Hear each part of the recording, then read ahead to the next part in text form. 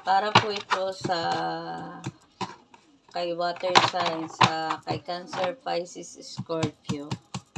Ito po yung reading ninyo para sa inyong relationship, kung ano yung relationship ninyo about family, relationship ninyo sa katrabaho, relationship ninyo ngayon sa mga taong nasa paligid ninyo.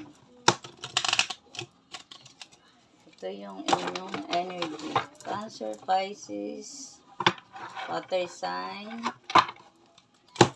Ano po yung kanilang energy? Energy ninyo, Cancer, Pisces. Ayan. Meron dito na 5 of Wands. Meron din dito na Judgment. For relation nito ha, about sa katrabaho o sa relation ninyo sa mga nasa paligid ninyo or sa family or sa mga kaibigan ninyo. Ayan. Meron ka dito na 5 of Swords and Judgment. Meron dito na mga tao na, ayan, ang dami nila. Sobrang dami nila na, ayan, sobrang dami nila na sa paligid mo na sobrang toxic. Ayan. Mapa sa trabaho yan or mapa sa family, ayan, sobrang gulo. Parang ang dami-daming nagpapagulo sa iyo dito. Ayan. Ang dami-daming nagpapasakit sa iyo ng ulo dito. Cancer, Pisces, Scorpio. Pero yung lahat ng yan na mga toxic na yan sa paligid mo, yung mga pagdating sa trabaho, ayan, matatapos na kasi meron ditong judgment. Ayan. Meron dito na mismo yung angel mo dito, yung ang aakay sa iyo dito. Ang angel na mismo ang bubulong sa kanila dito na isa-isa sila ditong lalayo sa iyo. Pwede rin na ikaw ang ilalayo ng mga angel mo dito sa mga toxic na to. So, dito, lahat dito, makakaisip sila dito. Patutunugin niya dito yung kanyang trumpet upang dito ay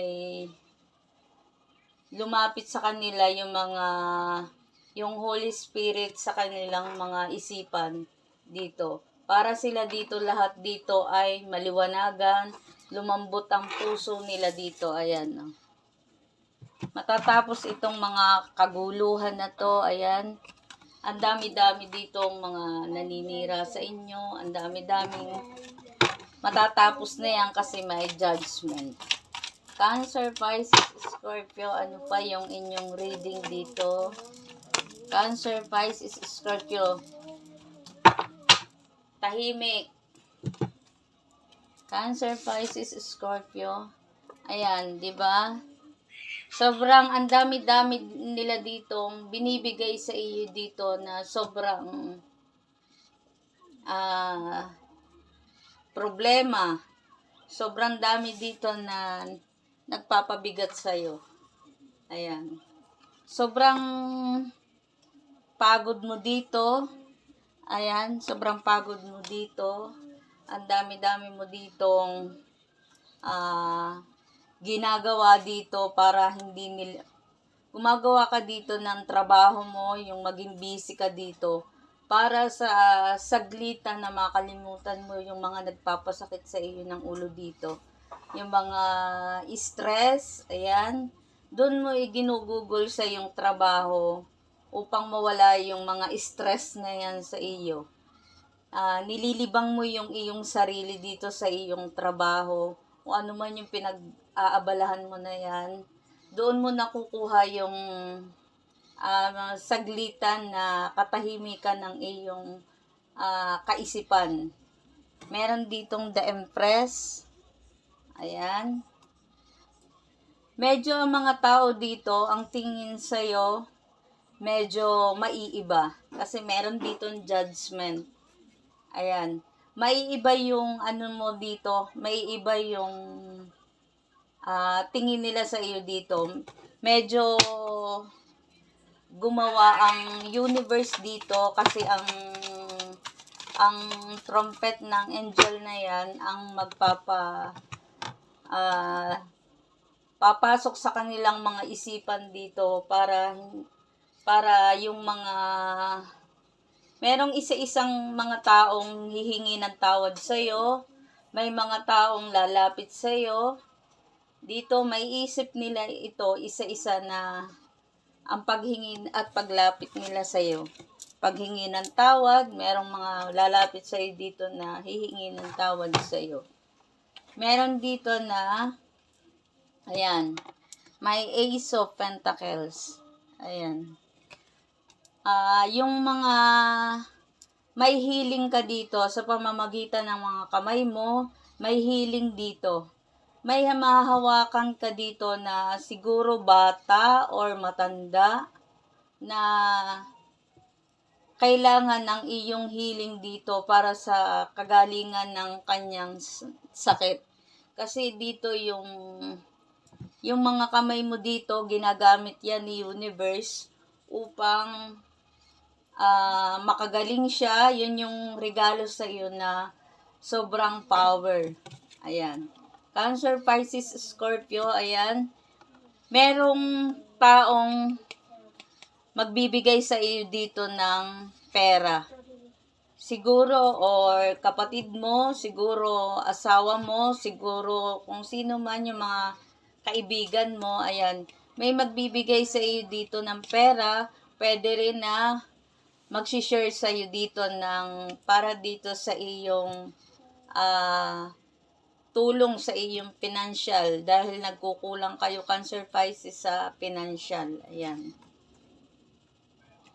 King of Swords. Ayan. Meron dito na King of Swords. Meron dito na mangyayari na, yun nga, may judgment dito. Matatapos na yung mga tutuldukan mo na tong mga nagpapasakit ng ulo sa iyo dito. Tatapusin mo na itong mga marami ka ditong pinanghihinayangan eh. Siguro may mga nawala sa iyo. Siguro merong mga oportunidad na mga natalikuran mo. Yun yung mga nasayang. Siguro may mga taong mga nawala sa iyo na napaka-importante sa iyo. Ano pa? Ano pa yung energy nyo? Water sign, Cancer, Pisces, Scorpio. Ano pa? Cancer, Pisces, Scorpio. Ano pa yung energy niyo?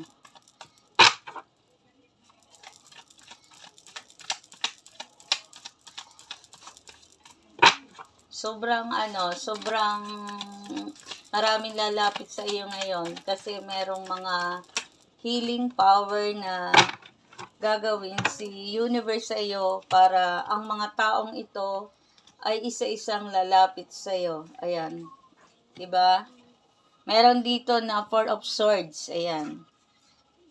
Yung mga tumalikod sa iyo, yung nagpasakit sa iyo na kung sino man 'yan, yung mga taong mga sobrang hindi ka nila dito pinanghinayangan, may isa-isa nila nitong marirealize itong mga tao na to na ang paghingi nila sa inyo ng tawad dito. At may isip nila dito, isa-isa silang makakaisip dito na bakit ko ba ito si Cancer, Pisces, Scorpio, bakit ko ito ginawa ito sa kanya. Doon sila makakakuha ng marirealize nila ito. Kasi si universe na mismo, ang inyong mga angel, ang hihipo sa kanila.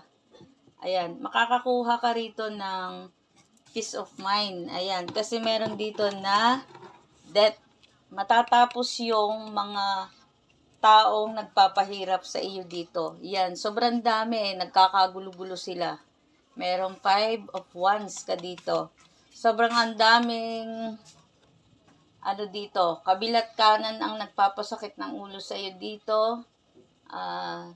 Sobrang ano dito, sobrang pakiramdam mo kasi dito wala nang nakikinig sa iyo, ganun. Ayan o, sobrang kalungkutan ang binibigay nila sa iyo. Merong death, matatapos na yang mga yan. Kasi isa-isa silang hihipuin at lalapit sa kanila ang mga angel upang hipuin ang kanilang puso at isipan para sila ay mararamdaman mo sila na unti-unti silang lalapit sa iyo. Meron dito na 4 of Swords, ayan. Diba?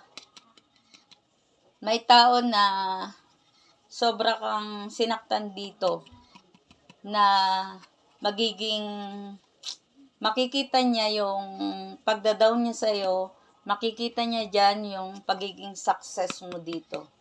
Ayan, meron ka dito ng success. Dahil doon sa mga ginawa mo na healing na yan, ayan, sobrang ganda ng mga nagawa mo dito. Kasi nakakagawa ka ngayon ng mga healing na yan para sa mga tao na yan. So, ang mga ginawa mo, hindi katulad ng iba na ang ginagawa nila ay ang pagganti. Ang isip nila ay para gumante. Ang ginawa mo dito, inilapit mo ito kay universe, hiningi mo ito, inilapit mo, gumawa ka ng healing. Ayan, Cancer, Pisces, Scorpio. Sobrang power ng mga nagawa na yan. Ayan. Diba? Meron na mas bata sa'yo dito na lalapit. Ayan. May mas bata pa sa'yo. Siguro ito kung hindi mas bata na kaibigan mo, may mas bata sa'yo na kapatid mo, or anak mo ito, na lalapit sa iyo, na medyo ipararamdam niya dito na ang paghingi niya dito ng pagpasensya, kapatawaran, kung pinasamaan loob mo dito. Ayan. Kita nyo yan. Meron lalapit sa inyo ngayong, kung hindi ngayong week na to, second week. Ayan, may lalapit sa inyo dito.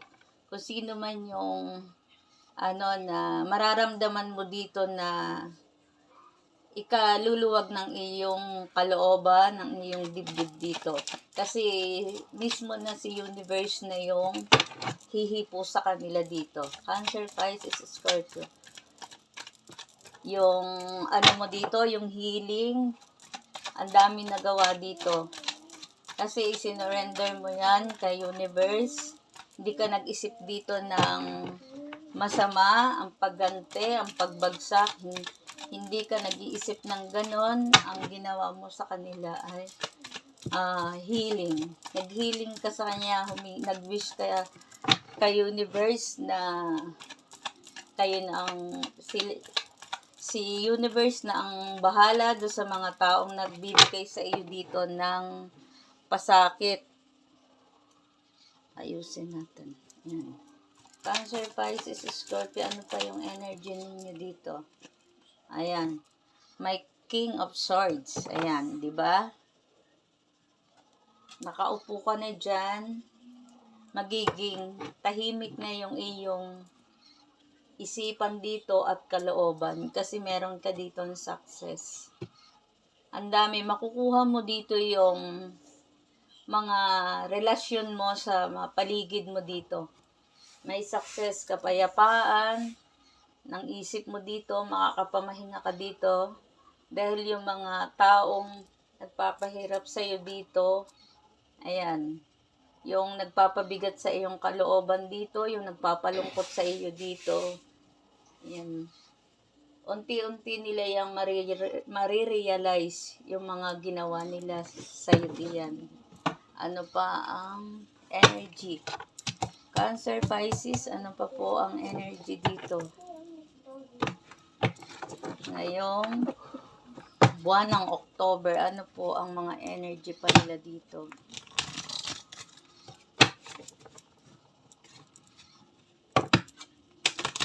Makakaramdam ka dito ng kaluwagan.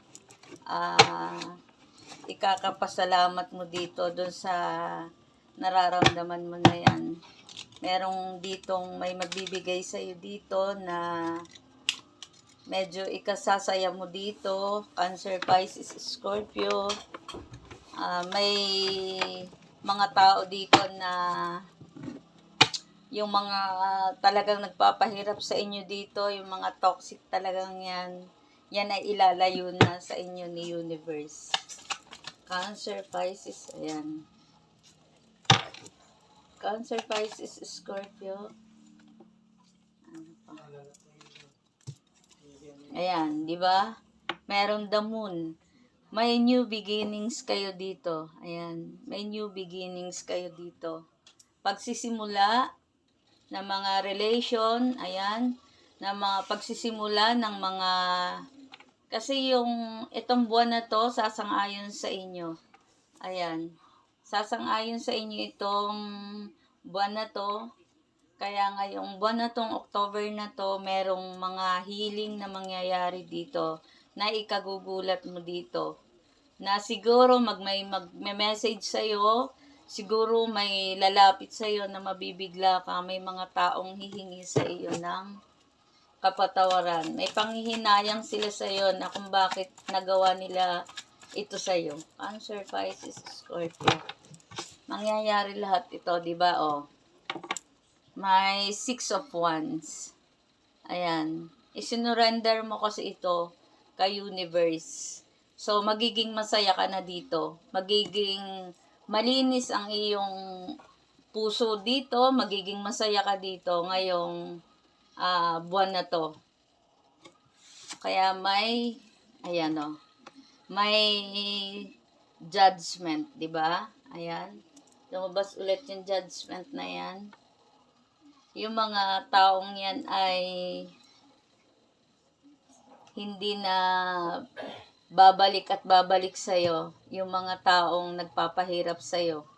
Mismo si Universe na yung maglalayo sa'yo sa kanila. Para hindi na ikaw balik-balikan mo yung mga nagpapahirap sa'yo dyan. Yan. Yung mga mahalagang tao na lalapit sa'yo dyan, ayan. Magiging masaya yung kalooban mo dito, yung iyong puso at isipan dito, ayan. At masasabi mo dito na sobrang magpapasalamat ka dito kay Universe, ayan. Ano pa? Cancer, Pisces, Scorpio, ano pa? Ayan, di ba? Sabi ko nga, iisa-isa sila na makakaisip dito na may mga panghihinayang na mararamdaman nila dito na ganun ang mga nagawa nila sa'yo. Ayan, di ba? Meron dito na The Emperor. Meron dito na mas matanda sa'yo na medyo nag-aalala sa'yo, iniisip ka. Siguro pwede rin ito na magulang mo or pwede rin dito na kung sino man yung malapit sa iyo dito na mas matanda sa iyo dito. Pwedeng tatay mo dito, pwede rin dito na kapatid mo na lalaki, pwede rin dito na asawa mo na mas nakakaedad sa'yo, ayan. Na iniisip ka nila dito at hindi lang sila dito, medyo may pag-alala. Kasi ang layo ng tingin nila dito. May pag-alala. Kasi merong healing na nangyayari dito. Kasi lumalapit na yung spirit sa kanilang mga kalooban sa puso at isipan. Ayan. Ano pa? Cancer, Pisces, Scorpio. Energy ninyo ngayong October.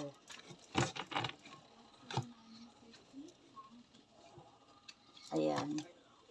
Ang dami. Atin ulit tanahin. Cancer, Pisces, ano pa po yung energy nila? Kunin na natin. Ayan, di ba, oh.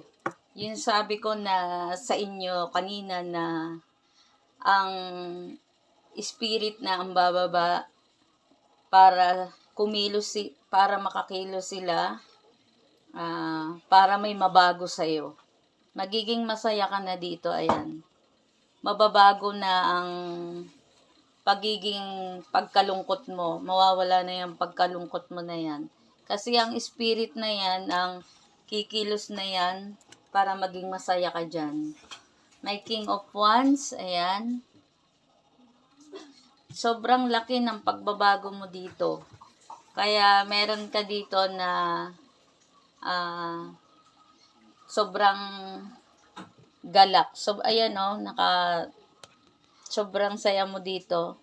May liwanag, may katahimikan. Meron ka dito The Hermit. Meron ka dito The Hierophant. Ayan. Tingnan nyo, meron siyang sobrang saya, 'di ba? Parang ang pakiramdam mo dito, nandun ka na sa taas. Ayan nakuha mo na yung success na yon na hinihingi mo nung sobrang tagal, na napaka tagal na taon, buwan, yung mga hinihiling mo na yan, na mga minamanifest mo na yan, na makuha mo yung mga kasiyahan, katahimikan. Yan. O, diba? May Four of Pentacles. Ayan. May mga parating sa iyo dito na mga ikagugulat mo. Parang unexpected na may good news, may mga sobrang ikasasaya mo dito, makakatulong sa yung mga pinoproblema dito. Ayan, meron 3 of Wands. Ayan, makakapag-relax ka na dito. Ayan, siguro may travel, makakapag-relax ka na dito. Siguro meron din na kung saan man dito, may bakasyon. Ayan, may liwanag, may mangyayari dito, Cancer, Pisces, Scorpio na bakasyon. Makakapag-relax ka na dito. Sobrang saya, sobrang ganda ng inyong reading, Cancer, Pisces, Scorpio. Thank you po do sa mga naka-resonate po dito. Comment lang po kayo at God bless po.